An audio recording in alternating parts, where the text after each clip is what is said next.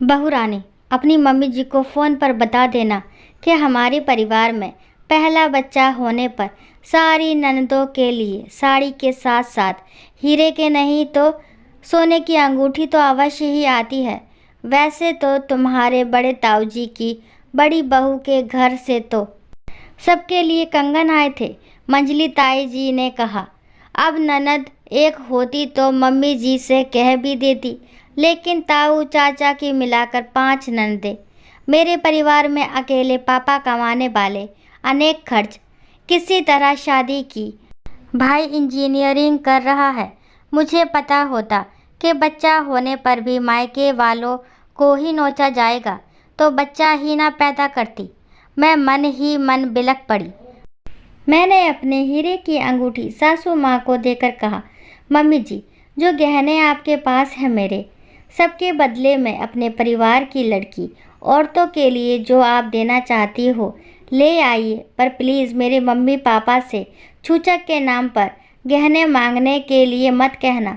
खबरदार बहू रानी, जो हमारे प्यार की सौगात अंगूठी देने की बात कही या गहने बेचने की, मैं बैठी हूँ ना, तुम्हें चिंता करने की ज़रूरत नहीं। खूब आराम करो। जच्चा बच्चा हंसते हुए दिखाई देने चाहिए हमें बस। कुआं पूजन के दिन भाई छूचक का सामान लेकर आया। पड़ोसी और रिश्तेदार से पूरा घर भरा था।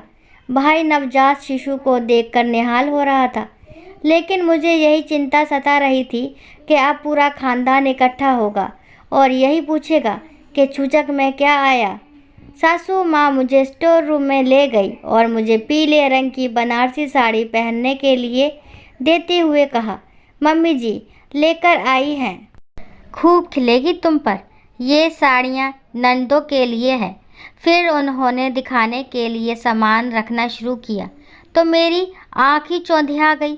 सारे खानदान के कपड़े, चांदी के बर्तन, खिलौने, सारी ही बेटियों के लिए अंगूठियाँ और मेरे लिए हीरे जड़ित प्यारी सी चैन।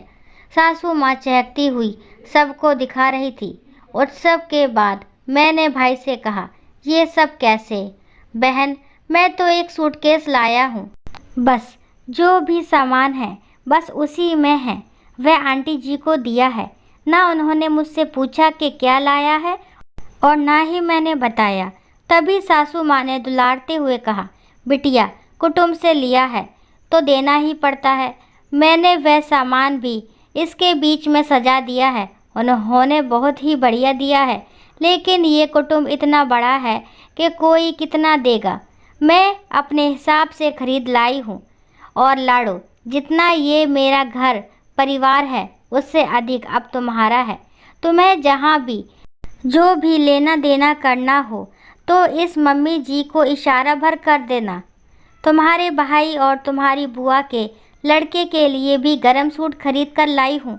आखिर लाडो, तुम्हारा सम्मान भी तो हमारा ही सम्मान है। और कुछ करना है तो बता दीजिए। हाँ मम्मी जी, थोड़ा बदलाव चाहिए। स्वर्ण जड़ित चैन मुन्ने की दादी माँ के गले में अच्छी लगेगी। मेरे लिए तो ऐसे खानदान की बहू बनना ही सबसे बड़ी खुशी है। कहते हुए प्यार और खुशी में आंखें छलछला आई और मम्मी जी ने गले लगा लिया। दोस्तों, आशा करती हूँ ये कहानी आपको ज़रूर पसंद आई होगी। अगर कहानी पसंद आती है तो प्लीज़ मेरे चैनल को लाइक शेयर सब्सक्राइब करना ना भूलें। और इस कहानी के बारे में आपके क्या विचार हैं कमेंट बॉक्स में ज़रूर बताएं। कहानी को लास्ट तक सुनने के लिए थैंक यू। राम राम, राधे राधे।